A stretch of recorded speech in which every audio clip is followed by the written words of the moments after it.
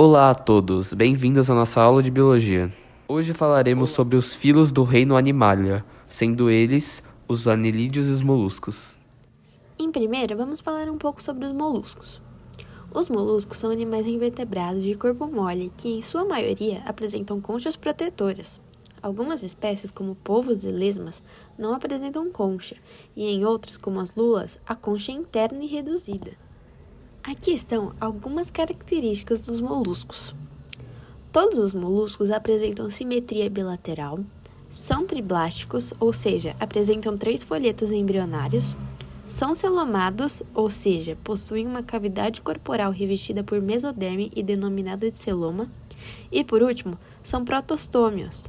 O blastóporo origina a boca. O corpo dos moluscos é formado pela cabeça com tentáculos, dos quais se localizam órgãos dos sentidos, visão e tato, os tentáculos sensoriais, a concha, que é produzida pelo manto e protege a massa visceral, e, por último, o pé musculoso, que serve para o deslocamento do animal. A organização corporal dos moluscos envolve 3 partes básicas. Essas são pé, massa visceral e manto. O pé é uma estrutura que ajuda o animal a se movimentar, escavar e se fixar no substrato. Já a massa visceral é uma região onde estão localizados os órgãos internos do animal. Por último, o manto, por sua vez, é uma dobra de tecido que recobre a massa visceral, sendo responsável por produzir a concha naqueles moluscos que a possuem. Os moluscos são classificados em 3 grupos principais. Esses são gastrópodes, com uma concha única ou sem concha, bivalves, com uma concha composta por 2 partes, e cefalópodes, sem ou com uma concha interna reduzida. Cada grupo possui características anatômicas distintas e adaptações específicas para diferentes ambientes e modos de vida. Os moluscos são animais invertebrados que incluem caramujos, polvos, lulas, mexilhões e lesmas, como pode ser observado na imagem. Os anelídeos são animais invertebrados de corpo mole, alongado, cilíndrico e dividido em anéis, apresentando uma nítida segmentação. O filo anelídeo apresenta 15.000 espécies encontradas na água doce ou salgada e em solo úmido. Os principais representantes dos anelídeos são as minhocas e as sanguessugas. Os anelídeos são animais triblásticos, celomados e com simetria bilateral. O corpo dos anelídeos é composto por anéis, metâmeros e revestido por celoma. O celoma é uma cavidade corporal que se localiza no interior da mesoderme. É preenchido por um líquido chamado de fluido celômico, onde se alojam as vísceras do animal. Na ausência de esqueleto, o celoma fornece a sustentação do corpo e auxilia na locomoção. Os anelídeos são classificados em 3 grupos, conforme a presença e a ausência de cerdas. O primeiro deles é o oligoquetas. Apresentam cerdas curtas e em pouca quantidade. São hermafroditas, encontrados em meio terrestre, úmido ou aquático. Alguns exemplos são as minhocas, o tubifex e o minhocussu. Outra classificação são os hirudíneos ou aquetas. Esses não apresentam cerdas, vivem em meio aquático ou terrestre úmido. São hermafroditas e um exemplo são as sanguessugas. A última classificação são os poliquetas. Esses apresentam cerdas evidentes, vivem em meio aquático e um exemplo deles são os neréis e os tubícolas. Por fim, é nítida a diferença da estrutura corporal entre a classificação em 3 grupos dos anelídeos, conforme a presença e ausência das cerdas. Alguns exemplos de anelídeos são as minhocas, o minhocussu, o sanguessuga e os neréis. Agora, no que diz respeito à evolução, podemos elencar aqui algumas particularidades que o filo molusco apresenta, diferentemente dos filos anteriores, como a maioria com o corpo revestido com uma concha de carbonato de cálcio, presença de um verdadeiro celoma, aparecimento de um sistema circulatório fechado nos cefalópodes, sistema respiratório variando seus tipos nas diferentes classes como branquial, pulmonar e cutâneo. Em relação ao sistema nervoso, há uma maior centralização glandionar, que é uma característica evidente para esses animais que está diretamente associado com o aparecimento de estruturas sensoriais que possibilitam a eles uma maior exploração do ambiente em que vivem.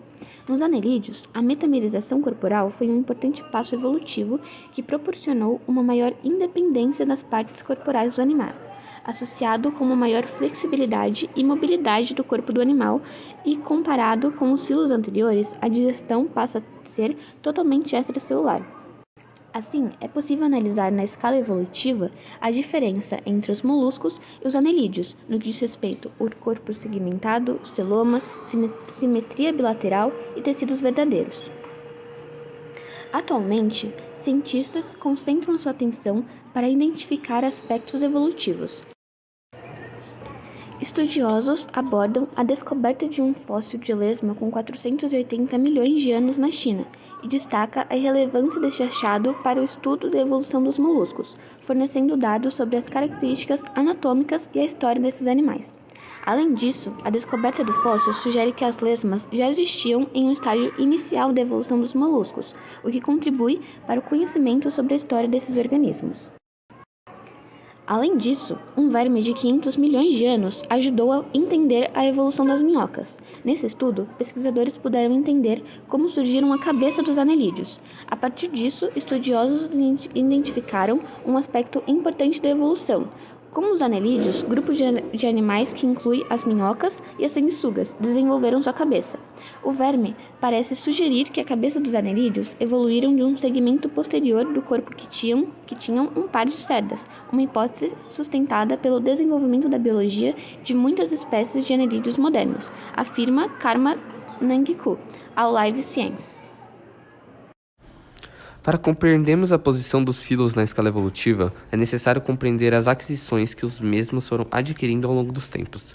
Os primeiros filos são caracterizados, basicamente, por animais avasculares, isto é, são animais que não possuem um sistema circulatório. Fazem parte dessa regra os poríferos, os sedenterados, os plateumintos e os nematódios, que ocupam respectivamente a primeira, segunda, terceira e quarta posições na escala evolutiva do reino Animalia. Nos moluscos, entretanto, já aparece uma espécie de sistema circulatório.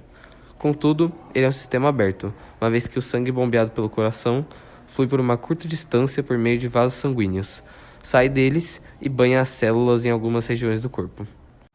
Essas regiões são conhecidas como hemósteles ou lacunas, sendo que esse tipo de circulação é conhecido como aberto ou lacunar, com exceção dos moluscos cefalópodes, em que a circulação sanguínea flui somente através de vasos. Já no filo dos anelídeos, existe uma evolução nessa condição do sistema circulatório, pois ele é totalmente fechado, ocorrendo a circulação do sangue somente por meio de vasos sanguíneos.